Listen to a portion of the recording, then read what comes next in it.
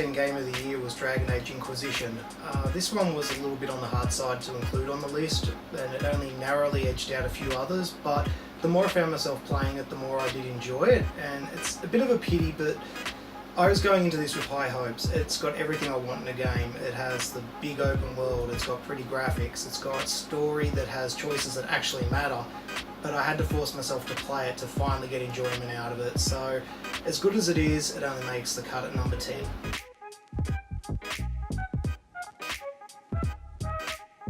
Number 9 for me was Sid Meier's Beyond Earth.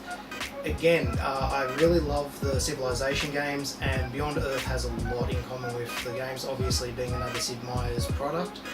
I did love it, but it all seemed too familiar, and when you've played as much Civilization as I have, there's only so much new and originality you can get out of Beyond Earth, but still good enough to hit number 9.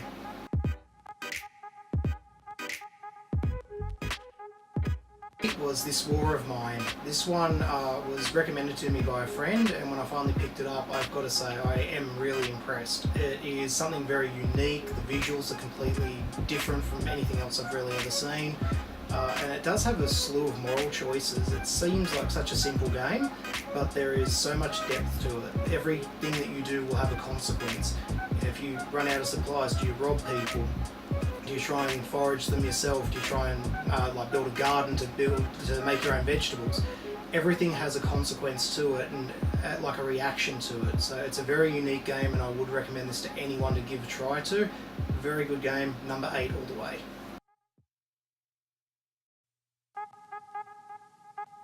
Number 7 was South Park: The Stick of Truth. Now, South Park has had a very, very rough relationship with video gaming, and I'm glad to say that they finally nailed it with this game. It has everything South Park in it, right down to the crude humour, and for me, turn-based combat. I loved it, the setting was brilliant, the story was brilliant. It's finally good to see South Park make a meaningful impact in the video game world.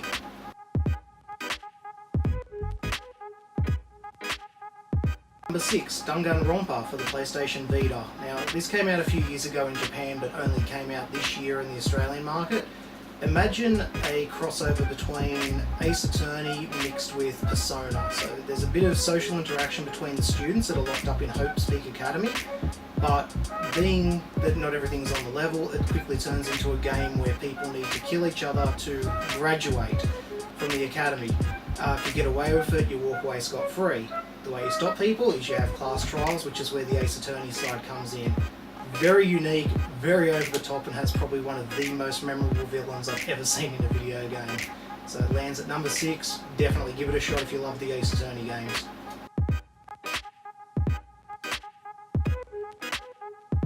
Persona. Number 5 was Persona Q: Shadow of the Labyrinth.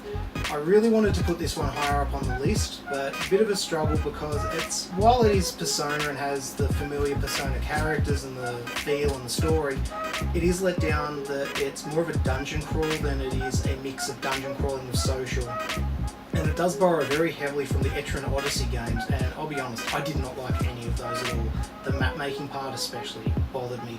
So this gets a pass purely because it's Persona, it's very engaging, I love the characters. So it's good, but I hoped it was going to be better. Unfortunately, it's only good enough just to make it into number 5. 4, Hearthstone. Okay, as Putty says in his reviews, it is very much pay to win. Once you get past a certain point, it gets very, very difficult to keep up with other people. That said, it is a stunning game. The usual Blizzard flair and polish. It's got all the visuals, the sound effects, and it's easy to mistake it for a clone or a rip-off of Magic the Gathering, but it's got enough of its own unique personality, and there is differences. Anyone who's played both games will know the level of difference between the two, but it is up to the standard that Blizzard does set for their productions. Very fun, and being free to play, give it a shot. What's the harm?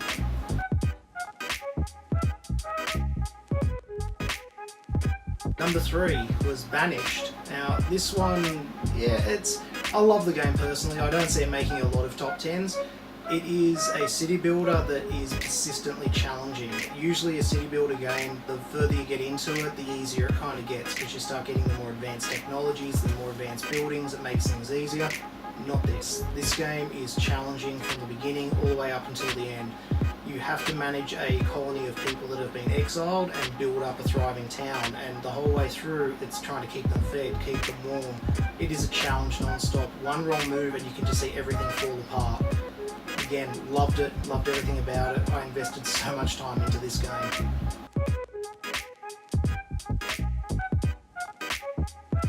Number 2 was Destiny. Now, when I was compiling this list, I never expected Destiny to make it past the top three, the back three, I'm sorry. And surprisingly, it made it in at number 2, and it came down to a choice between Destiny or Titanfall. Destiny edged out Titanfall purely because of the fact that it actually does have a story. Titanfall tries to do it, not very well, sadly. But Destiny, it's still not a good story, but there's enough there that it keeps you entertained, and there's a lot of variety. There's dungeons, there's raids, you can do player versus player, and all the expansions are slowly going to be adding more stuff to do. And it's one of those games, the more you put into it, the more you're going to get out of it.